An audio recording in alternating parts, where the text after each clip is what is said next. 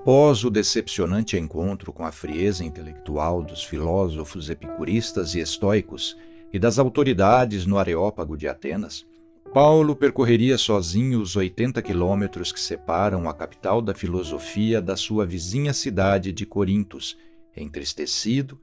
e remoendo as zombarias daquela selecta e hipócrita plateia. Esse curto trajeto seria o mais duro já vencido pelo apóstolo, cumprindo-o na solidão do fracasso, quando, em toda parte por onde passara, apesar das prisões e açoites, sempre conquistara alguns corações para o Cristo. Não em Atenas.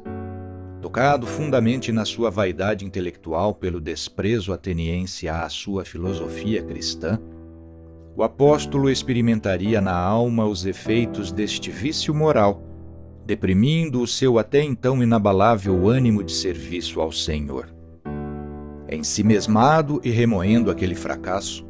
Paulo deu acesso à dúvida que lhe foi soprada em seus pensamentos por aquela nuvem de testemunhas espirituais inimigas do Cristo, que o vigiavam de perto, estimulando os risos do Areópago, fazendo com que ele, humilhado, se angustiasse, afetando profundamente a sua vontade e questionasse pela primeira vez a sua até então indefectível capacidade para o trabalho em nome do Senhor. Paulo esqueceu-se do refúgio da prece e seguiu deprimido naquela jornada, atingindo enfermo a cidade de Corintos. A capital da província romana da Acaia era uma agitada urbe de quase 500 mil de habitantes, figurando como a mais próspera capital do comércio grego, por contar 2 importantes portos estrategicamente localizados, sendo a interligação favorita dos navegadores que cruzavam aqueles mares entre a Ásia, a África e a Europa. Não obstante a sua riqueza, aquela pérola do Peloponeso era uma cidade desprezada pelos atenienses que a consideravam perdida pela tolerância irrestrita à prostituição, profissão muito comum naquele tempo, mas que em Corintos alcançava um nível exponencial. Segundo a crença, a cidade era protegida por Afrodite, a deusa do amor. Por isso, as profissionais do sexo, com o beneplácito da população em geral,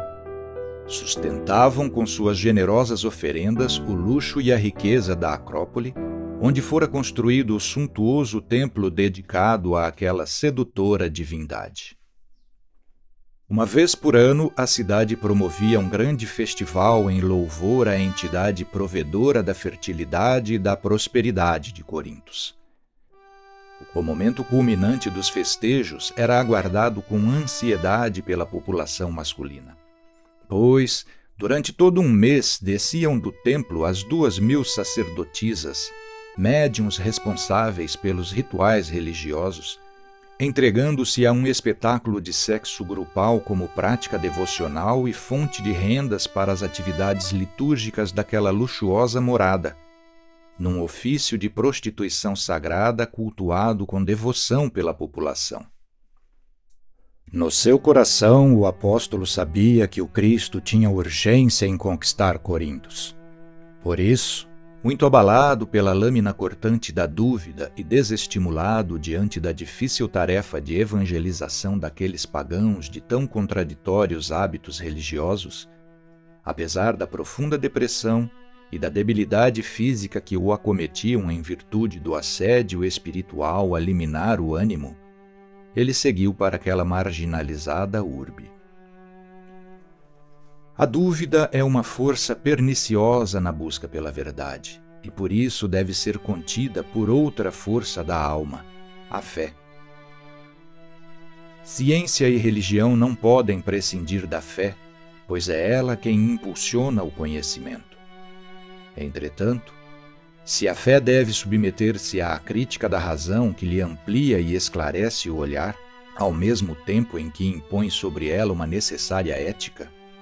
a dúvida, contrariamente, nunca é produtiva, pois é sempre fruto da ignorância preconceituosa que impede o avanço dos saberes religiosos e científicos. Foi a força da dúvida nele incutida pelo pensamento intrusivo daquela legião espiritual maléfica, aproveitando-se da sua frustração na vaidade intelectual, que levou Paulo de Tarso a questionar sua capacidade apostólica,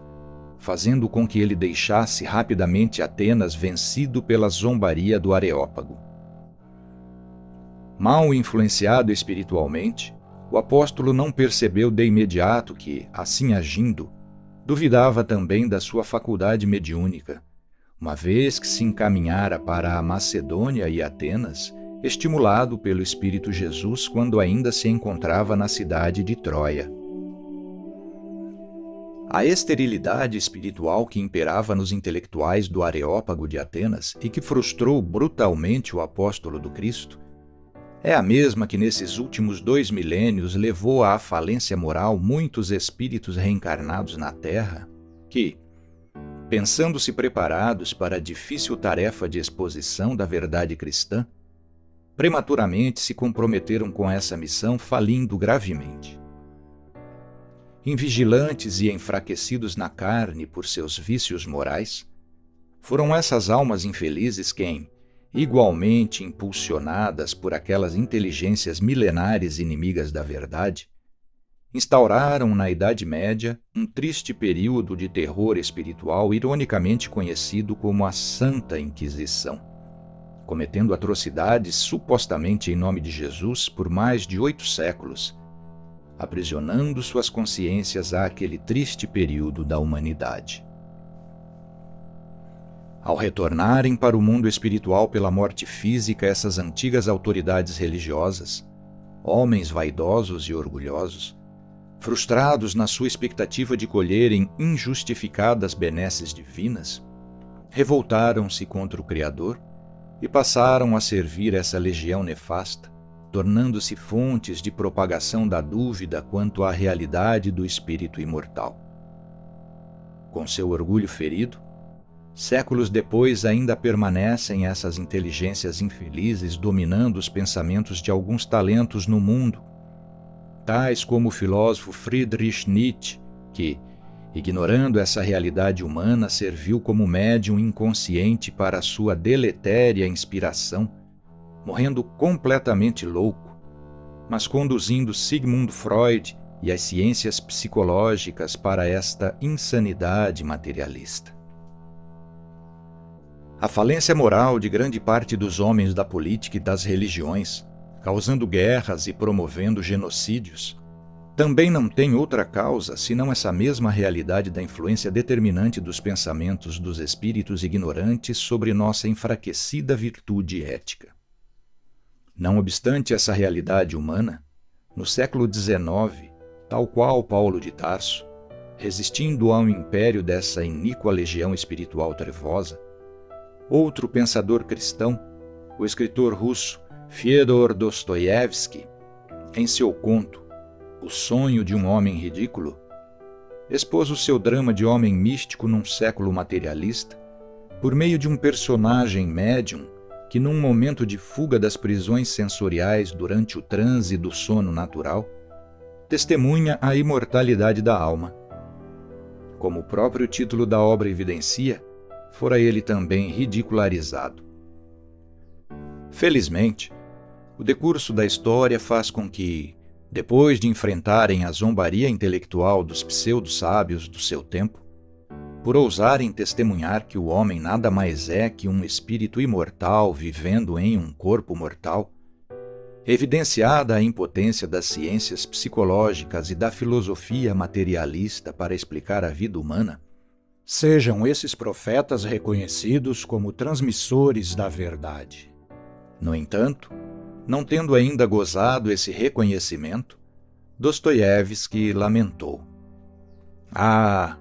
como é duro conhecer a verdade sozinho." Esse deve ter sido o pensamento recorrente de Paulo de Tarso na sua solitária peregrinação de Atenas para Corintos. Seu testemunho, que já houvera sido questionado pelos discípulos diretos de Jesus, era agora objeto de zombarias por parte dos hedonistas filósofos atenienses, levando o apóstolo a pensar: Como é duro testemunhar o Cristo num mundo de homens soberbos que se deixam conduzir por inteligências espirituais adversárias da verdade. Foi para dar testemunho dessa realidade humana, não mediante uma filosofia teórica como Platão e Aristóteles, mas, tal como o velho Sócrates, por todos os atos da sua jornada no mundo, que Jesus, humilhado e exangue, calou-se diante de um hipócrita Pôncio Pilatos, quando este o indagou sobre a veritas. Cumprindo a sua recomendação de que não se deve debater com a ironia para que não se lancem pérolas a porcos, o filósofo de Nazaré se calaria diante do governador romano. 3 dias depois, entretanto, ele ressurgiria integralmente vivo, evidenciando a verdade do espírito imortal de maneira não mais teórica, mas pelo convívio junto de centenas de testemunhas fidedignas, justificando o retorno da esperança. Essa magna aula do mestre dos filósofos romperia até mesmo com o ceticismo de Tomé, o discípulo descrente que bem poderia ser considerado o patrono da ciência contemporânea, uma vez que este não teve nenhum pudor em afrontar com seus dedos sujos a palavra e o corpo espiritual do seu mestre, mesmo já tendo constatado com os próprios olhos e ouvidos aquele inequívoco fenômeno de vida plena. Foi por conhecer essa leviandade do coração humano que Jesus primeiro calou-se diante da pergunta colocada com hipocrisia por Pôncio Pilatos, para 3 dias depois realizar a mais sublime experiência filosófica e científica na Terra, expondo de forma inédita o fenômeno de ressurreição espiritual, demonstrando publicamente e de maneira inquestionável a imortalidade da alma, comprovando assim a realidade das lições do velho Sócrates. Poucos anos haviam decorrido desde que o mestre vencera a morte ao se mostrar vivo para mais de 500 pessoas durante vários dias naquela endurecida Palestina, quando Paulo de Tarso, enfrentando agora os filósofos atenienses, inconscientes discípulos de Tomé confortavelmente assentados no Areópago de Atenas, confirmou o acerto do filósofo de Nazaré em não lançar conhecimento elevado a intelectuais de sentimentos rebaixados. Ao zombarem do seu testemunho e da sua experiência com o Cristo ressurrecto na estrada de Damasco, mais uma vez justificavam aqueles acadêmicos de Atenas a justeza da máxima de Jesus. Não deis aos cães o que é sagrado, nem atireis as vossas pérolas aos porcos, para que não as pisem, e voltando-se contra vós, vos estraçalhem. Tendo seguido a sós para debater com as inteligências de Atenas, e enfrentando a dúvida plantada por espíritos levianos naqueles seus frios intelectos, sem ter adquirido ainda a devida consciência de que sua luta era também contra potestades espirituais, Paulo de Tarso sairia daquele encontro com a sua confiança abalada, esquecendo-se da advertência de Jesus em Damasco, de que muito lhe seria necessário sofrer em seu nome. Sentindo-se incapaz para o trabalho que lhe fora confiado,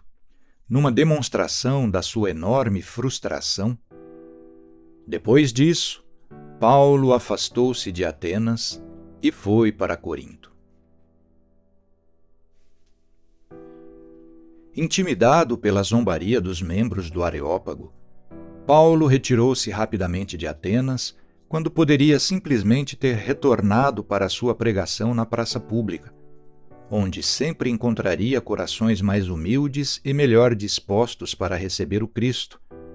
pois, ao contrário do que pensava, ele não enfrentara sozinho aqueles filósofos, mas, sendo o trabalho do próprio Cristo, fora o Espírito Jesus quem o encaminhara desde Troade para aquele pedregoso campo de trabalho na Grécia. Por isso, o mestre estava com ele no seu discurso aos fascinados membros do Areópago. A vaidade ferida de Paulo impediu-o de enxergar o auxílio do mestre, fazendo com que ele deixasse Atenas prematuramente. A garantia de que o seu discurso no Areópago foi inspirado pelo Senhor veio com o tempo, pois aquela pregação permanece até hoje como um dos mais refinados raciocínios filosóficos sobre o Criador, testemunhando a nobreza da sua transcendente origem. Da mesma forma, apesar de ter sido muito sofrida para o seu ego aquela rápida passagem por Atenas, sua rica herança é patente, pois a Grécia é hoje um exemplo de prática devocional cristã, mostrando o sucesso histórico do seu inspirado discurso, que permanece iluminando consciências por todo o mundo 2000 anos depois. Naquele momento, entretanto, o veneno da dúvida plantado em sua consciência pela injusta nuvem de testemunhas que o seguia de perto, fez com que o apóstolo se esquecesse de que foi o próprio Jesus quem para lá o enviou, empenhando a sua divina palavra de que estaria sempre com ele. Como a experiência na estrada de Damasco e os inúmeros encontros que vinha mantendo com o Cristo haviam marcado indelevelmente sua alma,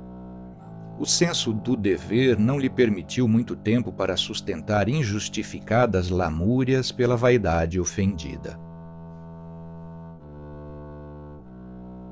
Paulo era um discípulo escolhido diretamente por Jesus, e não podia duvidar daquele Espírito que garantiu ao Pai que nenhuma de suas ovelhas se perderia. Foi ele quem o impulsionou diretamente para a tarefa na Grécia. E o apóstolo sabia que não seria abandonado justamente diante do maior desafio a ser enfrentado pela nova doutrina, o materialismo filosófico ateniense. Por isso, ao chegar em Corintos, Paulo experimentou novamente a força viva do espírito cristão,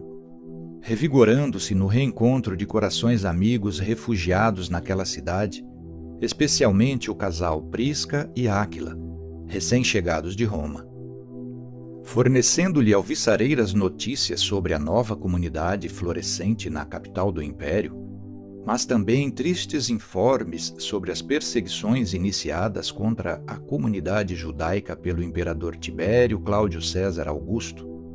que poucos anos depois seriam ferozmente incrementadas por Nero contra os cristãos, o apóstolo recebeu daqueles irmãos o estímulo fraterno para dar continuidade ao seu trabalho. Segundo Lucas, Paulo foi, pois, ter com eles. Como exercesse a mesma atividade artesanal, ficou ali hospedado e trabalhando. Eram, de profissão, fabricantes de tendas. Cada sábado, ele discorria na sinagoga, esforçando-se por persuadir judeus e gregos. A chegada de Lucas, Silas e Timóteo a Corintos liberou o apóstolo para a retomada de sua pregação como atividade exclusiva. Assim, impulsionado pelo senso moral, Paulo pregou ainda com mais afinco a ressurreição de Jesus, revelando-o como o Cristo de Deus aos seus confrades hebreus na sinagoga, mas também a toda a gente marginalizada daquela cidade. A represália das trevas não tardaria, e o pregador sofreria novo ataque da parte dos seus ex-companheiros de doutrina, os judeus, por meio da ferrenha oposição e blasfêmias lançadas publicamente contra ele e o Senhor. Inconformado com as ofensas dirigidas ao Cristo, Paulo, atendendo mais uma vez às recomendações do seu mestre, num gesto de denotada simbologia, sacudiu a poeira de suas vestes diante de seus ex-confrades e agora adversários, assumindo plenamente o seu compromisso de divulgar o Evangelho com exclusividade aos gentios, anunciando-lhes: vosso sangue recaia sobre a vossa cabeça. Quanto a mim, estou puro, e de agora em diante dirijo-me aos gentios. Então, retirando-se dali, dirigiu-se à residência de certo justo, adorador de Deus, cuja casa era contígua à sinagoga. Mas Crispo, chefe da sinagoga, creu no Senhor com toda a sua casa. Também muitos dos coríntios, ouvindo a Paulo, tornaram-se crentes e eram batizados. A retomada do trabalho apostólico, confirmando sua tenacidade e a vinculação exclusiva ao dever cristão, garantiu a Paulo de Tarso novo encontro amoroso com o Espírito Jesus, quando, provocando nele um transe mediúnico, o mestre pessoalmente lhe recomendou: Não tema, continua a falar e não te cales. Eu estou contigo, e ninguém porá a mão em ti para fazer-te mal, pois tenho um povo numeroso nesta cidade. A certeza da proteção do Espírito Jesus conferiu a Paulo de Tarso um novo ânimo, fazendo com que ele retomasse integralmente a confiança na sua destacada capacidade como pregador da verdade,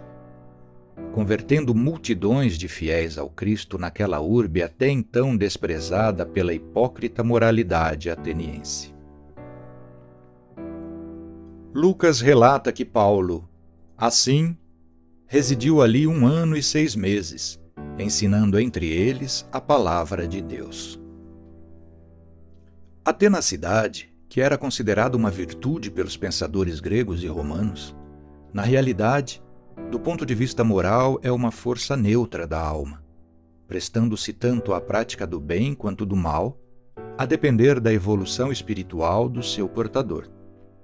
Deste modo, aqueles tenazes espíritos que perseguiam o trabalho do apóstolo entram novamente em ação, manipulando os sentimentos da comunidade judaica de Corintos, que arbitrariamente o prendem e o conduzem às barras do tribunal de César sob a falsa acusação de perversão da lei, da ordem e de corrupção devocional contra o Deus. Como, de fato, nenhum verdadeiro apóstolo caminha desamparado pelo Senhor, cumprindo a sua promessa de proteção ao pregador, a falange liderada pelo Espírito Jesus o acompanhava de perto. Conduzido a ferros perante o procônsul romano Lúcio Júnior Galho Ariano, homem das letras jurídicas, irmão do ilustre advogado e filósofo moral Júnior Aneu Sêneca, os Espíritos do Senhor inspiraram sua consciência para o dever, de modo que ele se convenceu serem injustas as denúncias lançadas contra o apóstolo, sumariamente dissolvendo aquela sessão do tribunal, libertando-o. Diante da leviandade dos denunciantes, a autoridade romana deixou Sóstenes, o chefe da sinagoga e o advogado da causa jurídica, sozinho à mercê da população que, tomando-o com violência ainda dentro do tribunal, espancaram-no e, arrastando-o para a rua, somente não o levaram à morte por intervenção do próprio Paulo de Tarso, segundo revela o Espírito Emmanuel na obra Paulo e Estevão. Paulo permaneceria ainda em Corinto muitos dias, onde recebia notícias das distantes comunidades geradas com muita luta quando de sua primeira jornada pelas vastas regiões da Ásia Menor, sendo insistentemente convidado para retornar para aqueles irmãos e prestar-lhes novos esclarecimentos sobre a Boa Nova, reforçando os laços fraternais que conservavam com tanto carinho. Certa noite, durante o seu recolhimento em preces, novo transe mediúnico foi provocado pelo Espírito Jesus para comunicar-lhe uma nova recomendação. Como não era possível estar em todos os locais onde solicitavam sua presença, Paulo deveria iniciar-se na prática de uma nova modalidade mediúnica da qual era também portador, a psicografia. Foi por meio dessa faculdade que Paulo de Tarso comporia o mais valioso tesouro já legado à humanidade, a filosofia moral, assente no exemplo vivo do Cristo, que ele registrou nas suas famosas epístolas. Foi por meio desse trabalho mediúnico junto do Espírito Jesus, somado às elevadas reflexões de sua própria alma, que após ter ficado a falar sozinho no Areópago e em meio ainda a tantas injustas perseguições da parte dos seus irmãos de judaísmo, numa cidade mal falada pela prostituição religiosa institucional, escrevendo à comunidade de Colossas e refletindo sobre o comportamento daqueles iludidos intelectuais atenienses, o apóstolo ministraria uma lição de validade universal ao defender a supremacia da fé racional sobre o conhecimento filosófico meramente especulativo. E quero que saibais como é grande a luta em que me empenho por vós e pelos de Laodiceia, e por todos quantos não me conhecem pessoalmente, para que sejam confortados os seus corações, unidos no amor, e para que eles cheguem à riqueza da plenitude do entendimento e à compreensão do mistério de Deus, no qual se acham escondidos todos os tesouros da sabedoria e do conhecimento. Num mundo em que ciência e religião permanecem em disputa, Paulo deduz que a plenitude do entendimento que propiciará os tesouros da sabedoria e do conhecimento só advirá pela união fraternal de todas as criaturas sob o amor exemplificado pelo Cristo. Esta é a verdadeira filosofia de Jesus que foi apreendida e divulgada pelo apóstolo das gentes. Ao lançar as luzes da verdade sobre a imortalidade do espírito humano e revelar a força da fraternidade, Jesus mostrou que toda a dúvida pode ser superada por esta nova forma de ciência, o amor universal. Só por meio desta potência a alma desenvolverá uma fé racional que fará com que a humanidade supere o egoísmo e se determine no rumo de uma paz universal. Esta é a filosofia perene que, segundo deduziu o filósofo contemporâneo Immanuel Kant na sua obra Crítica da Razão Prática, superou a ilusão estoica e epicurista de tentar relacionar a virtude com a felicidade. Recepcionando a filosofia de Paulo de Tarso, Kant concluiu que só o cumprimento do dever liberta o ser racional do império dos sentidos e das paixões, realizando nele a sua mais elevada finalidade, reconciliando-o com a sua origem e encaminhando-o para a sua destinação, o reino dos fins, onde impera uma perpétua paz, o sonhado reino de Deus. O percurso a ser trilhado por todas as criaturas seria em breve apresentado pelo filósofo de Tarso na sua primeira carta aos Coríntios, na qual, repreendendo-os pelo inadequado comportamento de disputa pela sabedoria humana, ele aproveita para dar uma resposta aos iludidos filósofos de Atenas. Neste escrito de verdadeira sabedoria, Paulo demonstra a supremacia da filosofia moral de Jesus sobre o conhecimento transitório da ciência dos homens, revelando o amor como a força essencial emanada do Criador,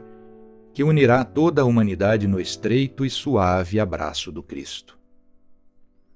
Se, como prega a filosofia contemporânea apoiada na sua fé materialista, uma tal postura seria covardia e loucura, como pretendeu Friedrich Nietzsche, por outro lado, não sendo possível retirar o espírito de seu pedestal, como concluiu o neurocientista Antônio Damasio em sua obra O Erro de Descartes, os cristãos continuam autorizados a refletir sob a perspectiva do espírito imortal, elevando-se um pouco acima desta pretensamente sadia normalidade materialista, para, com Paulo de Tarso, replicar aos céticos membros dos tribunais acadêmicos os areópagos da atualidade. Ninguém se iluda. Se alguém dentre vós julga ser sábio aos olhos deste mundo, torne-se louco para ser sábio, pois a sabedoria deste mundo é loucura diante de Deus. A força deste ensinamento do apóstolo dos gentios ecoa desde então, sustentando a fé dos bilhões de almas que periodicamente reencarnam na Terra sob orientação do cristianismo, eliminando, pouco a pouco, a ignorância sobre nossa origem e destinação espiritual, instrumentalizando elevadas reflexões naqueles que, humilhados pelas imperiosas forças mundanas, finalmente se entregam à mansa e suave constrição do filósofo de Nazaré, tal como diante dele se curvou o sábio Francisco de Assis, que numa inspiração de santa loucura rogou: Senhor, onde houver dúvidas, que eu leve a fé. Decorridos 2000 anos desde que enfrentou aquele enorme desafio intelectual em Atenas e Corintos, constata-se que a missão do apóstolo era evidenciar o equívoco hedonista da filosofia e da religião pagãs gregas, que se degradavam num apaixonado culto a Atena e Afrodite, instrumentalizando o conhecimento e prostituindo a sua fé. Foi submetendo-se ao ridículo perante os olhos daqueles homens que se julgavam muito ilustrados que o filósofo de Tarso, 4 séculos depois, complementaria a defesa de Sócrates, o velho filósofo ateniense condenado à morte, acusado de impiedade por recusar-se a prestar os cultos à deusa, mostrando que Deus não habita templos de pedra. Em sua primeira carta aos Coríntios, certamente inspirado pelo Espírito Jesus, o verdadeiro reformador dos sentimentos, Paulo esclareceu de maneira definitiva a distinção entre o elevado dever de amor universal exemplificado pelo Mestre e o limitado prazer das paixões cultuado pelos vaidosos intelectuais atenienses e seus futuros herdeiros das academias contemporâneas. Foi por meio desta sublime canção que o pensador de Tarso demonstrou a existência de uma força divina a sustentar toda a criação, fonte de toda a ciência, de toda a filosofia e de toda a religião, o amor, esclarecendo: ainda que eu falasse línguas, as dos homens e as dos anjos, se eu não tivesse o amor, seria como bronze que soa ou como símbolo que tine. Ainda que eu tivesse o dom da profecia, o conhecimento de todos os mistérios e de toda a ciência, ainda que eu tivesse toda a fé, a ponto de transportar montanhas, se não tivesse o amor, nada seria.